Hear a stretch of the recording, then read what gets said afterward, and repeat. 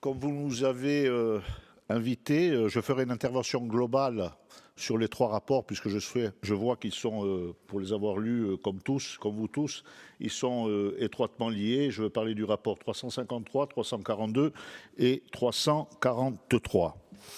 Un mot d'abord sur les rapports qui n'ont pas été présentés, 342 et 343, mais qui le seront très certainement par la suite. Cela a été dit, ils sont le fruit de travaux organisés au sein de commissions du développement et de la Chambre des territoires qui avaient relevé l'importance de la synergie pour l'accès à la ressource et aux moyens de lutte notamment contre les incendies. Cela a été dit en commission des finances, ça a été rappelé à l'instant. La collectivité de Corse entretiendrait les pistes communales par ses conventions de servitude. Les conditions sont assez cadrées. Les communes devront disposer d'un plan d'aménagement forestier, c'est ce qui est écrit, avoir un volume de bois exploitable intéressant et avoir une forêt communale contiguë à la forêt domaniale. La question qui me vient à l'esprit et que j'ai exprimée en commission des finances, c'est de savoir si le nombre approximatif des communes éligibles était recensé. Et en édifiant celles qui ont une forêt contiguë et qui ont un plan d'aménagement forestier, je pense que cette recherche sera et est susceptible de pouvoir être très certainement facilitée. Concernant le rapport 343, celui-ci me semble beaucoup plus ouvert. C'est un peu le pendant et les conventions se feraient sur sollicitation des communes forestières et de leur EPCI qui ne disposent pas des moyens nécessaires. À l'inverse des conventions de servitude, ce rapport offre davantage de marge de manœuvre, ce qui permettra de répondre aux sollicitations communales de façon beaucoup plus souple. Et bien entendu, vous l'avez compris, nous validons ces deux rapports. Mais j'en viens au rapport 353 qui fait l'objet plus précisément de mon intervention sur la forêt, ça a été dit, estimée à 500 000 hectares, 66% de la superficie du territoire insulaire.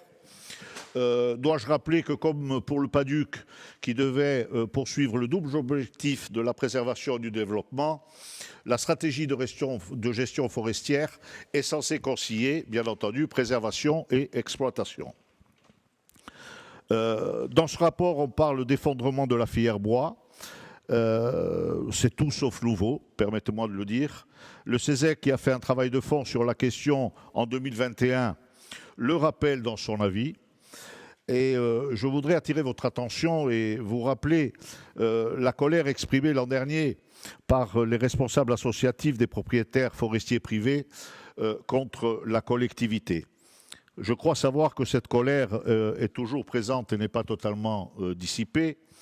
D'ailleurs, le syndicat Ilignadio Ligurzi reste dans l'attente d'une sollicitation. Et à mon avis, ils sont les acteurs numéro 1 de la filière, il est bon de le préciser. Malgré tout, les actions qui sont ciblées et qui sont comprises dans le document vont dans le bon sens, pour la plupart. Elles sont vues et revues, la gestion par massive, vous l'avez dit, l'amélioration de la desserte forestière, rouvrir le milieu, valoriser les maisons forestières, former au bûcheronnage, implanter une formation sur la construction bois. La filière bois est un sujet qui revient régulièrement dans les débats de notre Assemblée et pour cause, c'est une ressource naturelle dont notre île regorge. Se pose de fait la question de son exploitation et de sa valorisation, c'est bien le problème, d'autant plus qu'il existe une SEM, Corse Bois Énergie, qui constitue en quelque sorte le bras armé de la collectivité dans ce domaine. Évoquer la filière bois impose de faire un historique, il a été plus ou moins fait, en rappelant que la collectivité s'est vue transférer lors de la loi du 22 janvier 2002, découlant des accords de Matignon, les forêts domaniales, devenant alors le principal propriétaire forestier de l'île. Les plans de gestion et d'exploitation ont été initialement confiés par voie de conventionnement à l'ONF. Le dernier marché conclu avec l'ONF pour la sylviculture et l'entretien du domaine forestier ayant pris fin le 28 février 2021, vous l'avez rappelé, l'exécutif a proposé de changer les modalités de gestion jusqu'alors réalisées à travers ce marché.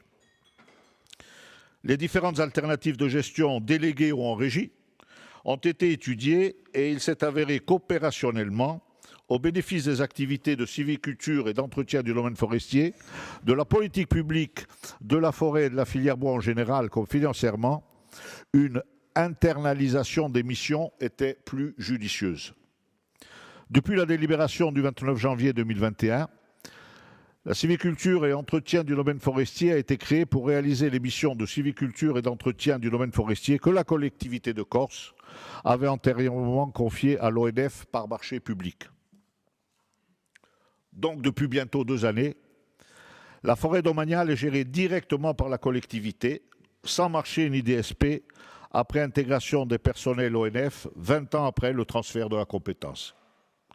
Parallèlement, la forêt privée s'est organisée et fédère les particuliers propriétaires d'espaces forestiers. De même, depuis mars 2011, une centaine de professionnels de la filière bois en Corse se sont rassemblés pour créer l'interprofession régionale du bois. L'organisation de la filière est un atout puisque l'ADEC ne peut engager d'action collective en faveur d'une filière que si celle-ci est dotée d'une représentation collective disposée à définir une stratégie concertée, c'est-à-dire des objectifs partagés et leur déclinaison en mesures collectives. C'est le principe de la structuration économique. D'un point de vue marchand, et on en a parlé à plusieurs reprises, la filière bois représente aujourd'hui en Corse environ 200 entreprises et plus de 600 emplois. La construction bois représente environ 2% des parts de marché du bâtiment dans l'île, alors qu'elle avoisine les 11% sur le continent. On assiste à un phénomène de sous-exploitation de la forêt corse et de sous-valorisation de ses produits, alors que la ressource est abondante et de qualité, et que la filière est amenée à constituer un potentiel important d'emplois qualifiés et valorisants. L'utilisation du bois constitue une réponse aux enjeux énergétiques, et vous l'avez dit, et intervient dans la problématique des nouvelles constructions et de la rénovation. On dit souvent que la Corse ne doit pas louper la transition environnementale. Or, la filière bois en est un des piliers, certainement le nouveau visage de l'économie de la Corse. Il faut trouver une articulation entre les acteurs et définir, bien entendu, les enjeux. Forêt publique et privée, Corse Bois Énergie, interprofession du bois. Tout l'enjeu réside à mes yeux dans la mise en place d'une stratégie collective refondée au titre de la structuration économique de la filière. Alors bien sûr, on l'a fait, on le fera, on salue le travail de concertation qui a duré 2 ans et qui a associé les acteurs de la forêt et les différents échelons institutionnels pour arriver à ce plan quinquennal. Mais on reste un petit peu sur notre faim, au niveau des innovations, en termes de pistes d'action dont la plupart ont déjà été évoquées.